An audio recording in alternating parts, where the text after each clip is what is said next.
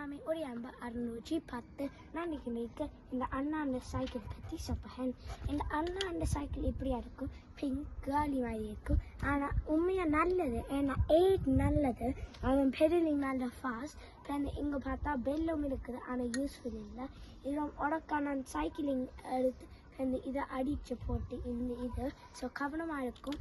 இதுவும் பேலன்ஸாக இருக்கணும். ஏன்னா ஆக்கள் கொஞ்சமாக்கள் அந்த 2 வீல் அந்த பின்னால் வீலுக்கு சைடில் இருந்து அது முந்தி எனக்கு இருந்தேன், இப்போ எனக்கு பழகிட்டு ஸோ ஓடுறதுக்கு.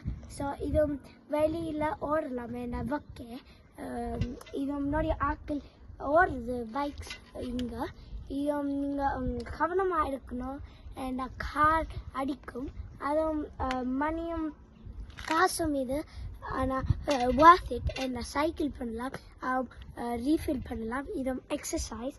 ஸோ இது எனக்கு பிடிக்கும். ஸோ இப்போ பார்த்தா ஸ்டாண்டும் ஒன்றில் இருக்குது. ஸோ இப்படியா மேலே பெடல் பண்ணினா ஸோ இப்படியா கீழே அடிக்கணும்.